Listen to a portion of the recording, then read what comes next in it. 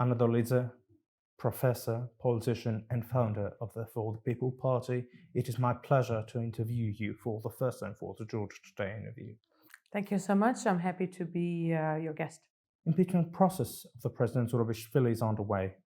What do you think about this? Well, for us, for our party, this decision or this move from the ruling party is unjustified, both from the perspective of contents as well as timing. From the perspective of contents, compared to the amount of issues that Georgian Dream has at hand and amount of governance decisions they have to make, starting from climate change to the collection and export of walnuts from Georgia and relevant assistance to Georgian farmers, there's a plethora of questions and obligations that Georgian Dream has to perform. And instead of this, they are chasing an issue where the damage, the result, the outcome actually is not at all as significant. So even if, and I don't want to go into the detail because I do not want deliberately to devote as much time to discussing to this issue, the details of this issue, because I think specifically the objective of GD is to divert the attention of the public from pressing serious problems to this issue where the significance of it is not as big. And on the other hand, the timing of it is very wrong because right now Georgia is awaiting the decision from the European Union in relation to the status and candidacy status. And we have to be actually in the process of performing our the recommendations which were handed out to us.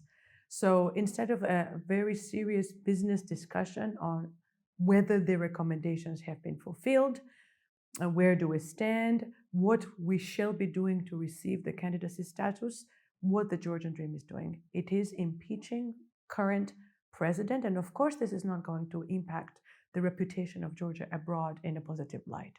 So from both perspectives, this move is unjustified. Only a few months remain before we hear whether Georgia will be granted with the EU candidate status or not. High Representative of the European Union, Joseph Borrell, who recently visited Georgia, said that only 3 out of 12 recommendations are fulfilled. Tell us about your expectations. Yes, unfortunately, it is indeed the case that Georgian Dream did not put enough effort in drafting the reforms to meet the recommendations. And I have to say, knowing very well Georgian public service, they are very much capable in delivering these recommendations and in drafting these reforms. There have been myriads of ideas and proposals in relation to the area that I know best, and that is the judicial reform. They could have been written and delivered to EU like this in a fortnight. And right now, however, unfortunately, GD chose not to do so. I can speak specifically of a couple of areas. One area is judicial reform, where the reform has not been as robust, as serious, as impactful as is necessary to get rid of the informal group that is running the courts right now and to ensure the independence of the courts. The same concerns, for example, the measures to be taken in relation to violence against women. We are in a really dire situation on this issue, and I haven't seen any reforms in this regard. The same could be said about fighting organized crime, a specific recommendation, or de-oligarchization, where we have a specific proposal in relation to people who have been working for the businesses and for the family of Bidzina Ivanishvili. So unfortunately, it's true, and it makes me very sad that GD did not invest enough in delivering on those recommendations. Out of nowhere, United States sanctioned Mr. Partskhaladze. What was your reaction when you heard it, and did you see it coming? The United States first sanctions a group of judges that I would say really deserved this kind of pressure. In fact, this sanction came a little late, if you ask me, because the campaign against the organized group, that informal group that runs the courts, so-called clan or quasi-mafia group, the campaign was in its heyday, maybe in 2018-19. I was its leader, among others. And this is when we really needed, when there was a serious grassroots movement, and it would be nice to receive relevant response from abroad, serious response. We did receive various reports from international organizations and partner states. But anyways, this sanction is absolutely a justified form of pressure. And the next one was in what I think will be a series of sanctions. The next one was against Mr. Partskhaladze. I didn't see personally it coming, although we knew that considering the policy of the United States, there is not only a single sanction, it's a series of sanctions. Partskhaladze, he is, I think, a diagnosis of the system right now, in the sense that this is an informal actor, a person who has accumulated incredible wealth, who has served at very high levels of government, and he continues to exercise this power as a mediator between various echelons or various levels of government. And if you read literature about informal governance, it needs these key actors. So I think Partskhaladze did deserve this sanction, this response. If he and actors like him are removed from the scene, the power of informal governance will definitely diminish. And I expect that the sanctions will not stop at Mr. Partskhaladze only. What really raises questions to me is that, unlike Mr. Ivanishvili, you've never called Mr. Partskhaladze an oligarch. I wonder, how come you didn't know anything about him? Oh, no, we raised his name many times, but a couple of years ago, because he was... Publicly? Publicly, yes, publicly. Not requesting a sanction, but raising the issue of him as an actor. Because you might remember that he was allegedly engaged in this large-scale fraud scheme, which amounts to 700 million lari, GEL, Georgian currency, related to VAT taxation. At the time it was raised. So he was implicated in various shady deals.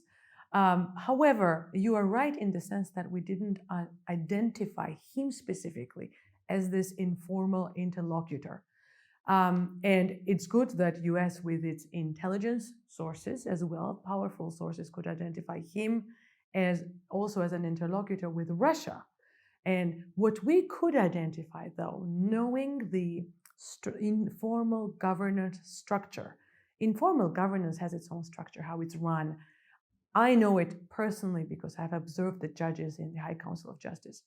So the formal government structures need an interlocutor, a go-between person who will take back and forth the messages between the informal governor and the established structures. And we used to identify other people like Cinchalladze, one of the judges, Murasiza, one of the judges, other people in the judicial system. However, we never pointed to Partskhaladze per se. I guess he was too skillful to remain from the public eye. Who else do you expect to be on that list? There are a number of people who serve very important roles. And these people are below Bidzina Ivanishvili, for example, oligarch, small oligarch, small not in terms of what ordinary people could afford, but in terms of the wealth that's above him, is, for example, Vano Chartishvili, who is quite influential, as they say, but also, as it's written in scholarship, there's a very nice Russian scholar, Alona Lidineva, she's in UK, by the way. She writes about how hard it is to identify these forms of influence and power because all of it is secret and remains non-transparent and informal. That's why it's informal governance. But one person that could be figured in all of this is, for example, Vano Chartishvili or anybody else who exercises a lot of influence and power over economic as well as political processes. Another general election is ahead of us. Are you prepared for it? And if so, who do you consider as a possible ally, or which political parties will be in your blacklist? 2024 is not an ordinary election. Georgian Dream has been in power for more than 10 years. It has overstepped the usual democratic cycle of 2 terms. And I think there's a lot of discontent in public. There's an impetus for change. And these are going to be transformative elections, I think, just like 2003 elections and 2012 elections. Therefore, we have to prepare for it very well. I wouldn't say we are already in the campaign mode. We are in the preface to the campaign mode. Campaign mode is very intense to the elections. We are preparing for the election messaging specifically. A lot will depend, of course, what the EU will decide. That's a very serious variable.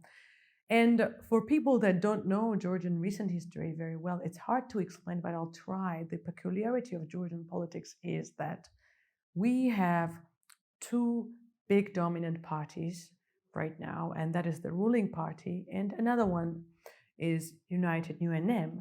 But the problem is not that they're polarization per se, but the problem is the recent past of Georgian history, because of which a lot of undecided voters will not vote for UNM due to its human rights record. So when we speak of alliances, it's really important also for my constituency to delineate who are your potential allies, because an alliance with UNM then has to have a clarification of what kind of alliance is this? What kind of vision do we have of with the judiciary? Because UNM's record with judges, with human rights, with prisons has been abysmal, right? So for us, the alliance is excluded with GD and UNM, and we will, when we are developing, and we will develop relations with parties that are beyond these two poles. But these relationships could be just collegial, could be an alliance, could be a partnership, could be issue-based partnership. What form they will take, I think future will show. Well, let's make it clear.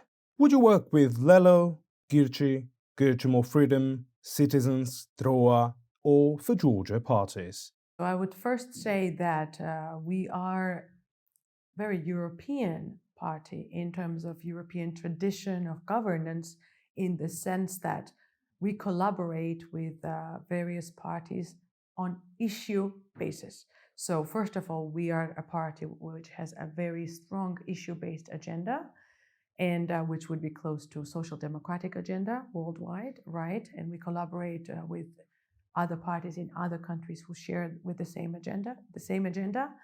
Domestically, we have issue-based collaboration with everybody you mentioned. So for instance, on gender issues in Tbilisi Council, we collaborate both with Lelo and with Kakharia. On other issues, we collaborate with Lelo without a problem.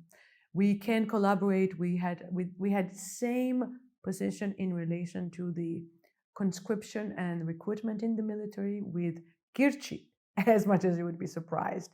Our position coincided. So we will continue working in that vein, and I would not right now, since we even don't know what cards are on the table, in the sense that we don't know what kind of support each of us has. It's too far ahead before elections. I would not like to delineate a specific partner. One question is true, though, that will not be UNM among the opposition, and definitely not GD.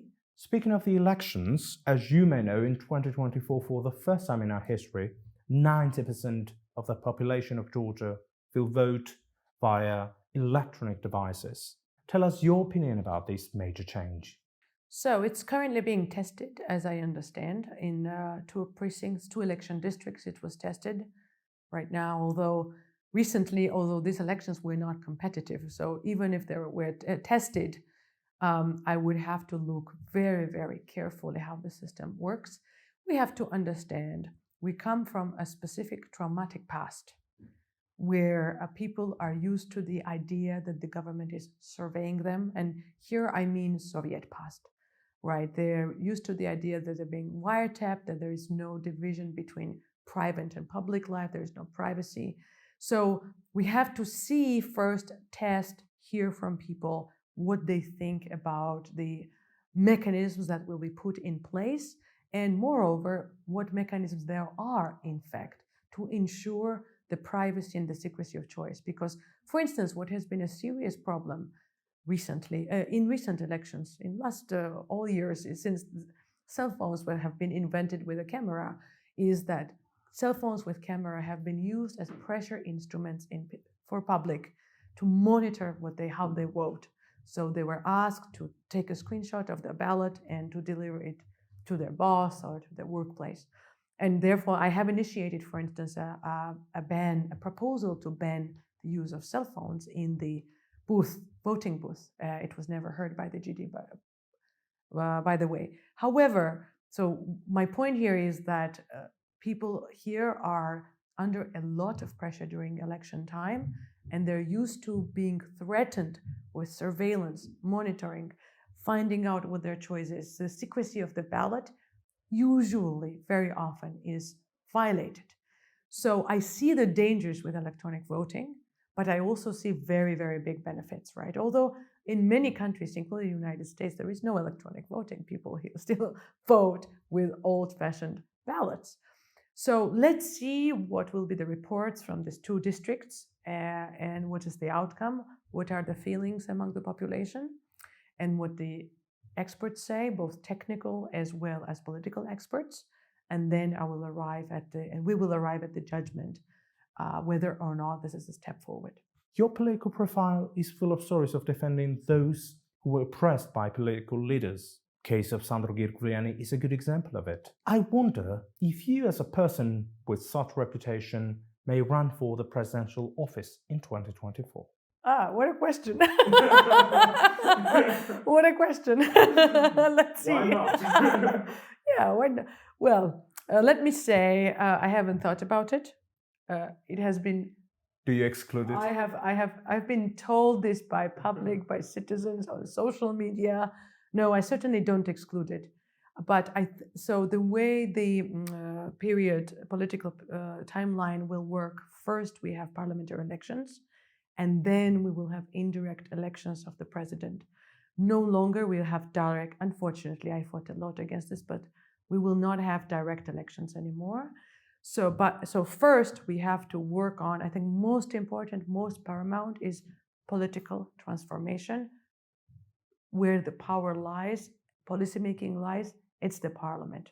And I will devote my best resources to making sure we succeed in this realm. Then we'll speak about the rest. Okay. 2 months have passed since the Shovi landslide, one of the worst days of the year and of the century for us. What do you think about the measures taken by the government? That's one of the most serious challenges for this government right now. Not only Shovi, but climate change and sustainable development overall. The government here is failing miserably. I will use these words. It's a reality. It's the sustainable development, climate change is an issue at the top of agendas of all governments. Unfortunately, we are not doing enough of homework. What happens? How are we affected? Well, we live next to Caucasus Mountains, and we know a lot from experts that the ice on the Caucasus Mountains is melting, but all of this is hearsay. In fact, our demand is that the government should be vocal voice internationally and domestically about environment and climate change. If this had been the case, we wouldn't have Shovi. Relative measures in terms of the alarm system, alert system, early warning, civil defense, everything would have been right now in place.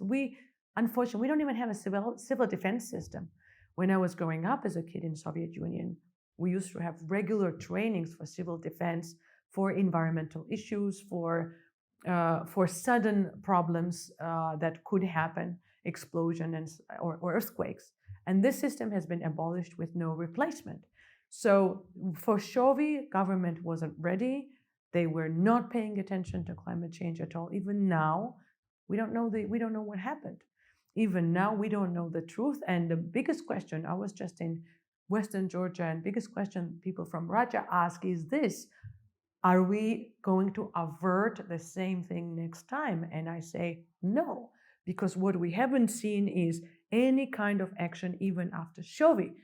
What we request is, where is a program, a government vision strategy to tackle climate change? And where is a high intensive attention to this issue? Nowhere, unfortunately. So we remain unprotected. Questions in relation to Shovi remain unanswered. And I think one of the reasons why we need to change the government is we need to put in place those people who understand what sustainable development is, not just development and economic development, but sustainable development. Would you say that the government is responsible for the death of more than 30 people? I would really like to have an honest discussion with the ruling party about Shovi. This would be very important. An honest discussion means something like abroad, it could be a public inquiry, it could be a journalistic investigation, anything where the government would not consider it as an attack on it, but as an invitation for a discussion. So I would say serious questions remain. We haven't heard what steps the government was capable of taking and took in relation to averting this environmental disaster. We don't know. Everything we have heard from government in relation to, for instance, rescue helicopters is gossip and self-contradictory. So this issue, if we want to avert similar cases in the future, we live in a in a beautiful environment, but in a highly volatile region, geographically, right, and geologically. So as much as we enjoy what we have around us, the Caucasus, we have to know and we have to have a grip on it, and we have to feel what's going on with it, with nature. And right now, unfortunately, I don't see anything in this regard, no movement. Femicide is the problem our society faces even today. Women are beaten and killed by those who should love them the most. What do you think is the way out of this problem? It's a very sensitive issue. And if anybody's watching Georgian news, they can see that at least once a week we will hear a horrible story of femicide. Last week also there was one. Women are killed in front of their kids, in front of their parents, with their family members. I would say in general, family violence, broadly violence against kids and violence against women is a serious problem. And I'm very thankful that the EU mentioned this in its agenda because it let us highlight that this is a serious issue. And so far we don't know a single measure that the government took to avert this. And we will be paying price for this for many years. Everybody engaged in this is deeply traumatized, right? Deeply impacted. They will need rehabilitation. They will need healthcare. They will need to become members of the society, and all of these stories will keep working, unfortunately, in a negative way. We know this from trauma scholarship. And unfortunately, the awareness of this government is on relation to this is very limited. And we have to keep pressure because and thankfully there are lots of NGOs, there's foreign aid, and there is a great demand from the public to take some measures. Anna Dolidze, it was my pleasure to interview you. Thank you so much. I appreciate it. Wish you best of luck. Thank you so much.